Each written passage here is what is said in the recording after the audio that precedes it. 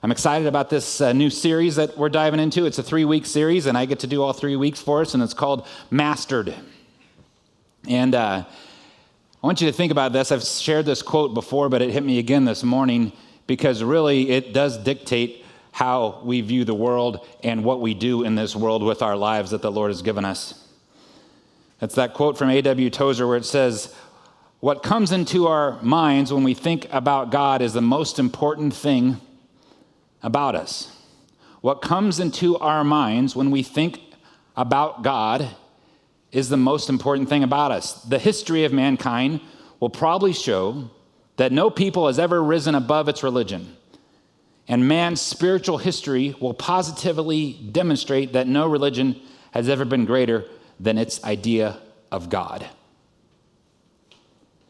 How you and I view God and who he is and how he functions is the most important thing about us. It moves us in directions and paths that we maybe wouldn't have thought of before. The heart of why we're going through this series is I want to reiterate that his way is better. God's way is always better. It doesn't mean that it's easier. It doesn't mean that we don't have nicks and bumps and bruises and difficult moments in life and tragedies that happen all around us and all those things, but his way is better. Living a generous life like our generous God is better. And being mastered by the right things, by the right thinking of who God is, and how he functions in our lives is better. What are you being mastered by? And how you think about God?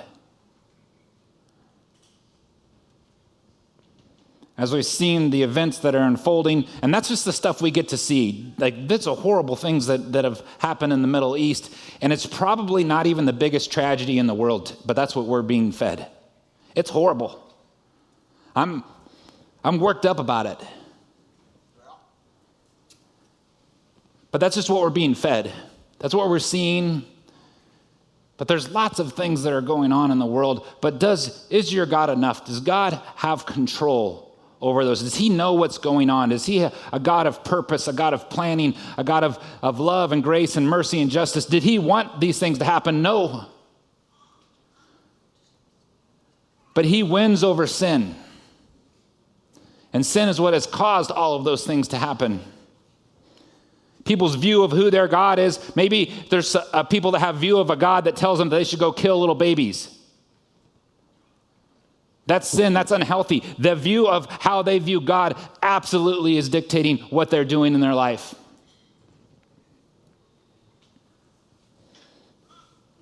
So today I want to ask this question: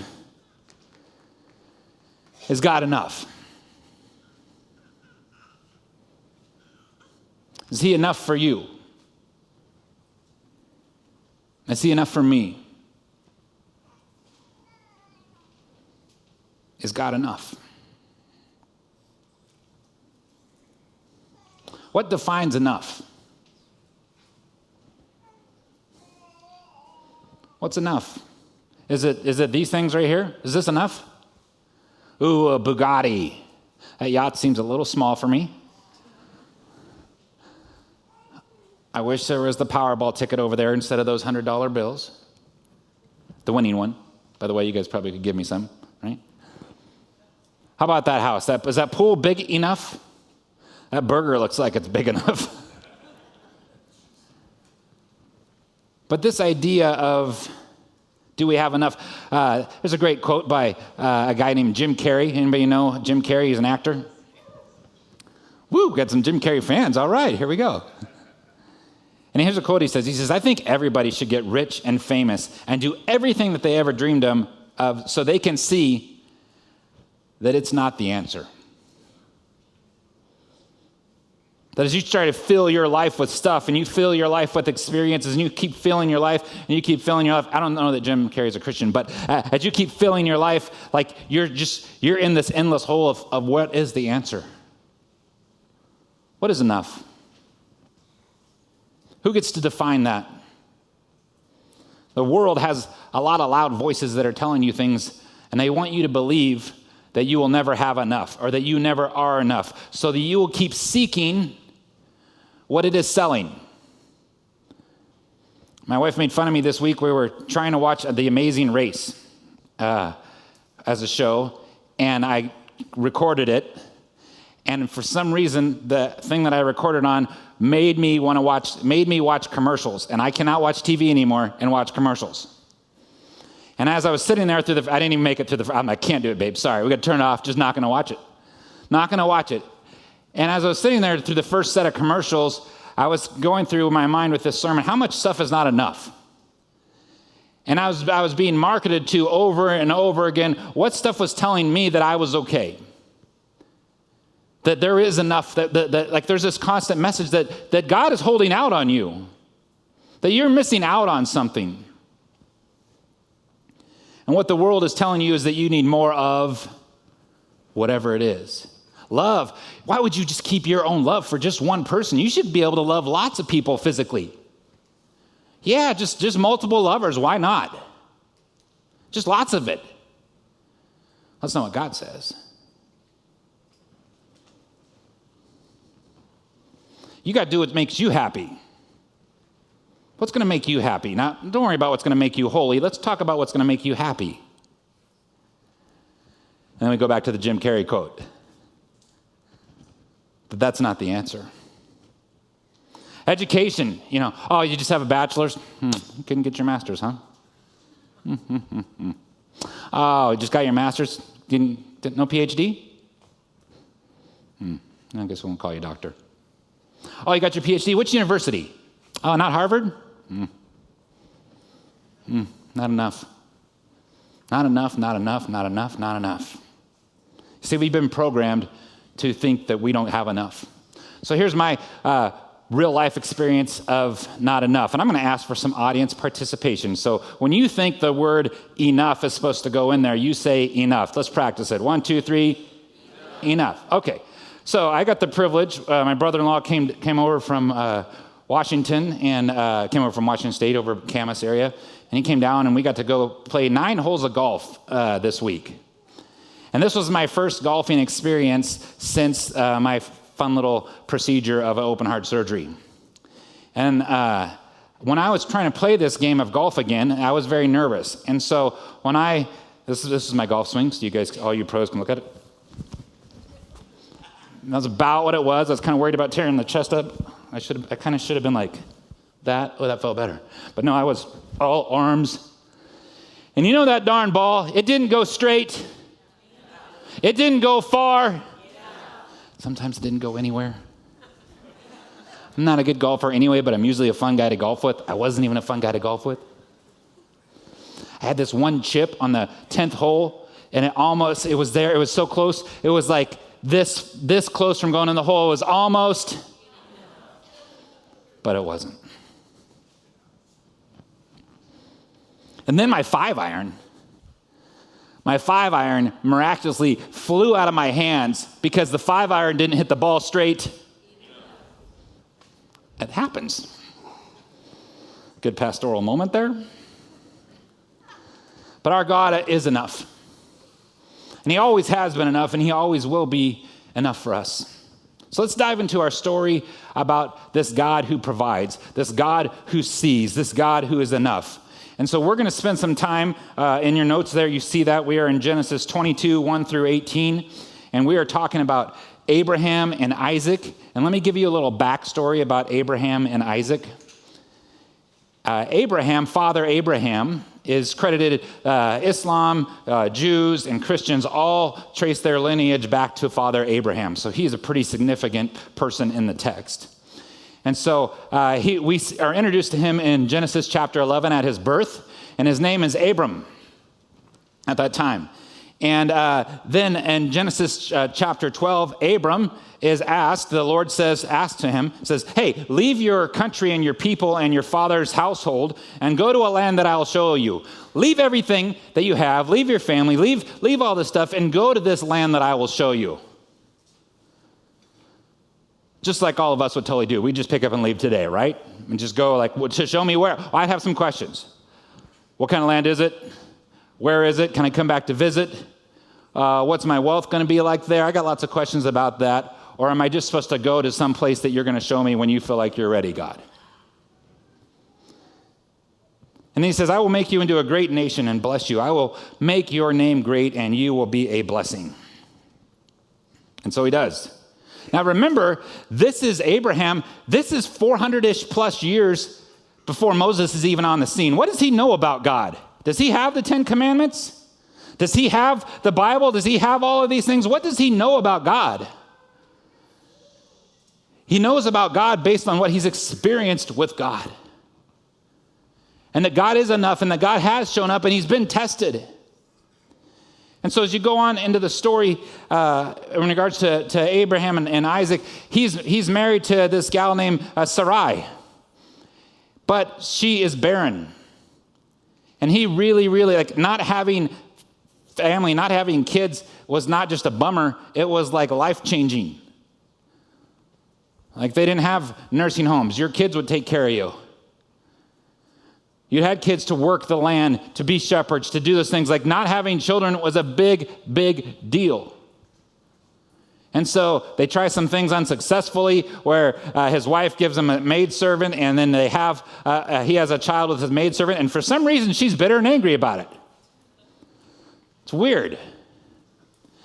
And so later on in this story, God says, hey, I'm going to give you a son through Sarah. And they laughed. Because Abraham was 100 and Sarah's like 75-ish. And she, in the story, if you read this and you go read the story, it's Genesis 12 through 22. You can read farther if you want to, but go read this story as you're understanding the history of who these folks are. They are laughing. They actually named their son Isaac, which means laughter. The one that God gave them, this son that they finally got, they have named Isaac, which means laughter. It also can mean joy. That they have an heir.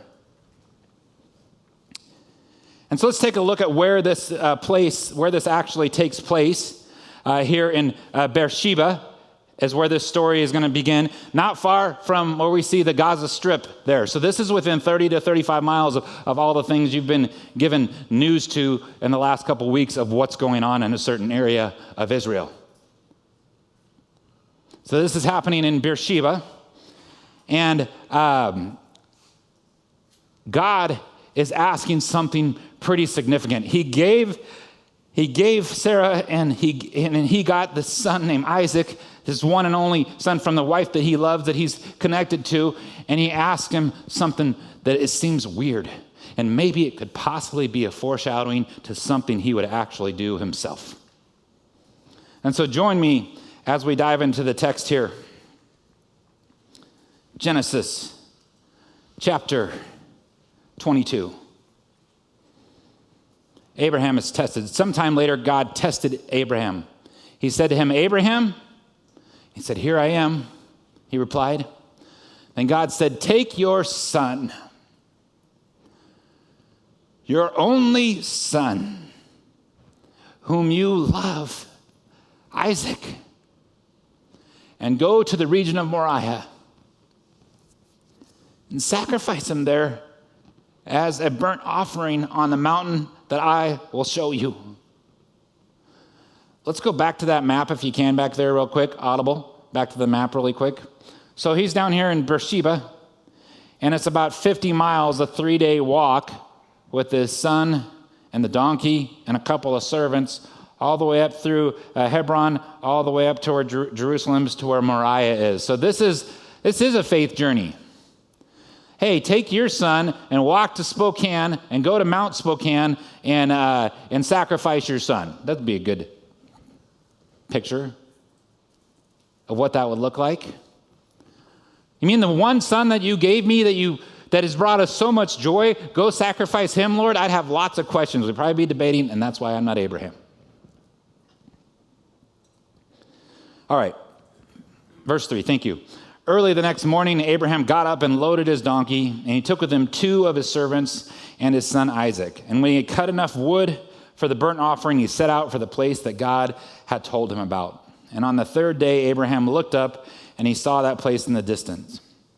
And he said to his servant, "Stay here with the donkey."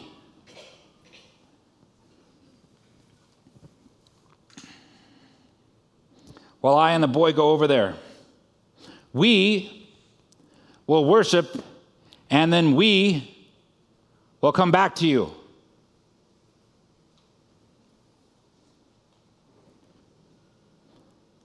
Interesting. Why does he think that he's bringing his son back? Abraham took the wood for the burnt offering and placed it on his son Isaac, and he himself carried the fire and the knife. And as the 2 of them went on together, Isaac spoke up and said to his father Abraham, Abraham, "Father." "Yes, my son," Abraham replied.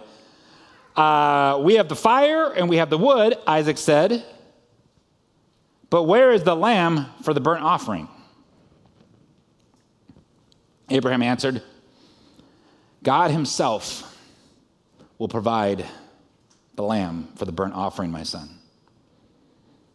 That's good.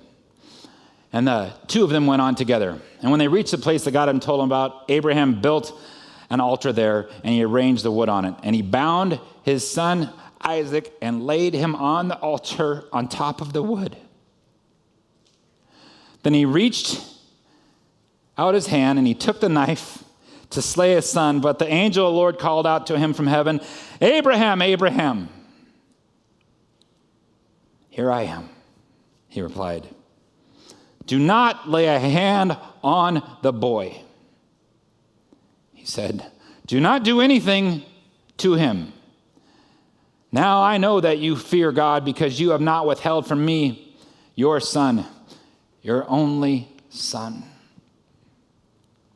And then Abraham looked up, and there in a thicket he saw a ram caught by its horns. He went over and took the ram and sacrificed it as a burnt offering instead of his son. So Abraham called that place, "The Lord will provide." And to this day it is said, "On the mountain of the Lord it will be provided." The angel of the Lord called to Abraham from heaven a second time and said, "I swear by myself, declares the Lord, that because you have done this and have not withheld your son, your only son, I will surely bless you and make your descendants as numerous as the stars in the sky and the sand on the seashore. Your descendants will take possession of the cities of your enemies, and through your offspring, all the nations of the earth will be blessed because you have obeyed me."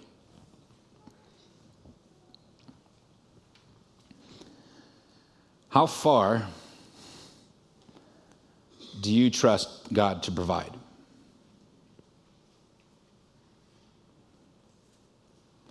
Do you trust him to provide till tomorrow? Do you trust that he's going to provide everything in the future that he's going to call you to and through? Even when it doesn't make sense, because that probably didn't make sense.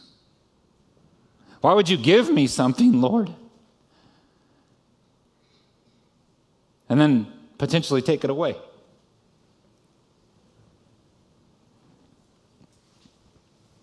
See, he is a God who provides. Whether I agree with his provision, whether I think it's enough, he's still a God who provides. Over and over and over and over and over and over again. How does he take care of us? Well, he takes care of our physical needs, and we see that in the text. We see that in Philippians and Matthew and Psalms and Luke. We'll see this. You can see the physical needs of people being taken care of. How many people wonder if you're going to eat today? How many people wonder what you're going to have today? How many people wonder if you're going to like it? Not about its nutritional value. But see, God provides. He's providing for us at every turn, at every step. It's so easy for us now. We don't even have to go harvest our own food, really. If you call going to the grocery store, going to Walmart and having them bring it out to my wife's car, why would you ever go in there anymore? They can just deliver it to you. But see, he provides our basic needs. He also provided a way to give us rest. For today, many of you, today is your Sabbath.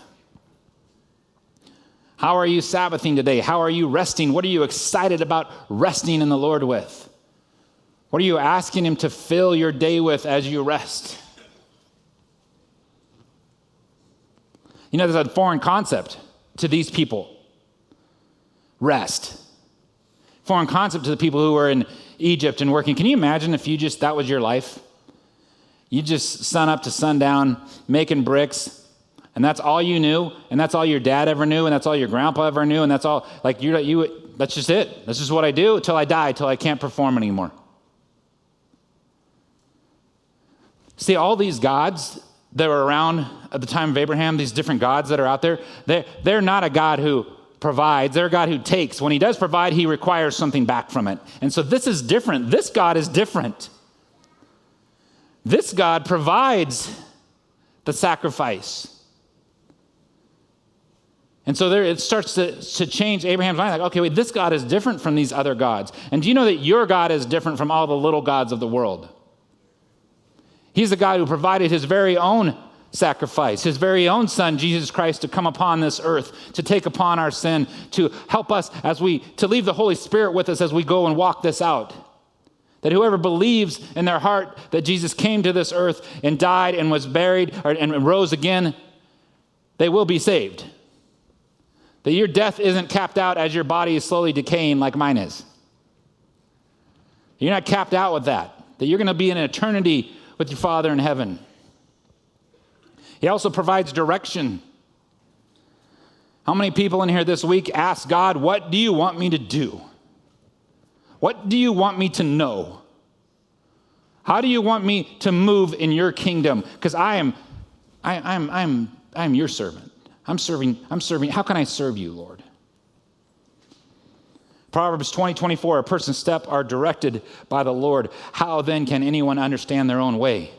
How many people are trying to understand their own way and make their own way and be their own God? He provides us grace to get through any situation. He helps us know how to escape the temptations. How many people were tempted this week? Just me. Bummer. Okay, 3 of us. No, we're tempted this week. And does he provide a way out of temptation? In Corinthians 10:13, no temptation has overtaken you except what is common to mankind. And God is faithful. He is faithful. He will not let you be tempted beyond what you can bear. But when you are tempted, he will also provide a way out so that you can endure it.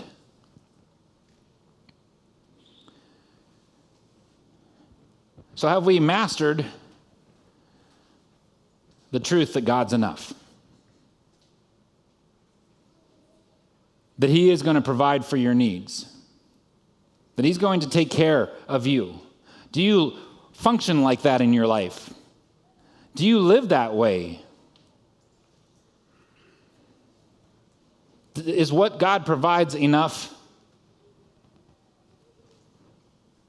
What if we try and be mastered by the knowledge and belief that our God is enough? How will we live differently? What will we act like as a community, as Real Life on the Palouse, if we view that God is enough?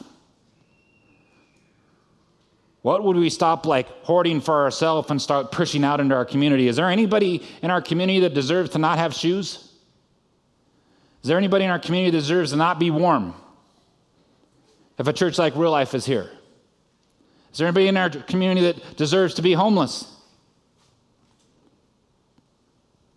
What does it look like when we're taking care of the basic needs of our community? Because we have a God who provides, and we can tell that story. And do you see a connection in the story that we read today of the foreshadowing of the sacrifice of a son?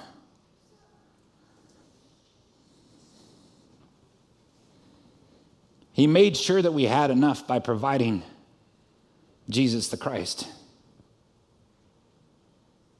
his one and only son. It's not about that it's not God provides versus Josh who provides. Ever notice when people think that they are the author of their provision and they have everything, that they get a little bit self-centered and that they can do it? Like, well, I got that promotion. Oh, you did. Did God have anything to do with it? Did he give you the breath? Did he give you the mind? Did he give you the resources? And so I just want us to be very careful with what we're being mastered by. Are we mastered by that this is a God who's holding out, who doesn't, things are out of control, he can't control what's going on, I better take control because I can do it. I barely can control myself.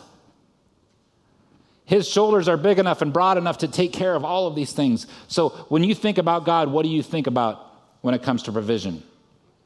And not just think about, but how does it flow out of your life? What would change tomorrow if we truly acted like Abraham about a God who is going to provide in our area? He did provide. We're going to take this time to go into communion. If you didn't grab one on your way in, I'd love for you to grab one.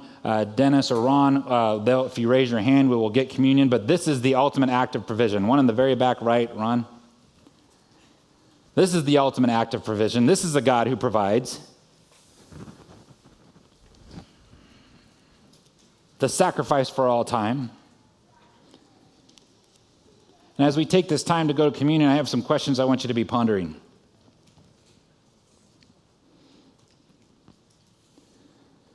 What are the times that you have seen that you just know without a shadow of a doubt that there's no way that could have happened without God's intervention?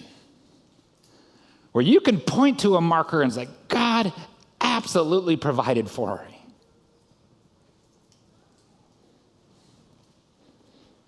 Lord, put that into everyone's head that you have provided for, Lord. Give them that moment of provision. Let them relive that. Let them feel the awe that they felt when you provided.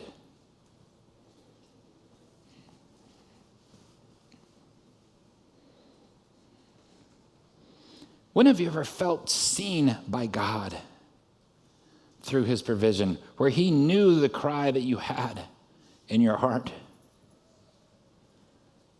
And you know that your God saw you.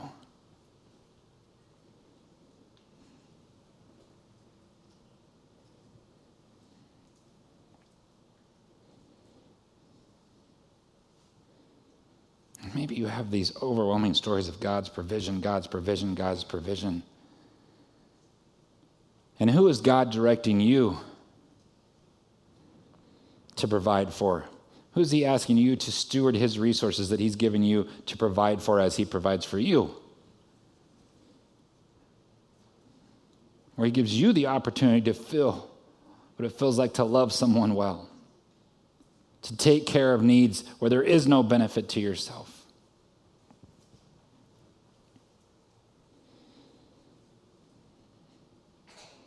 Father God, we come to you, Lord. We come to you to have you master our thoughts. And we want to land in the beginning, Lord, that you are a God who sees. That you are a God who has provided, will provide, and does provide every day. Remind us, show us, Lord, where that happens. And it doesn't have to be through the big things. It can be through the small things. And let us be a gracious people. Let us have gratitude. Make it very evident in our lives. Show us, highlight it, Lord, of your provision. And let us follow that provision to faith and trust. That we would have faith in you, that we would trust you more, that we would be more obedient to you, because we know, Father, that you love us. You loved us so much, Lord, that you provided the sacrifice. You provided it for Abraham, and you provided it for us.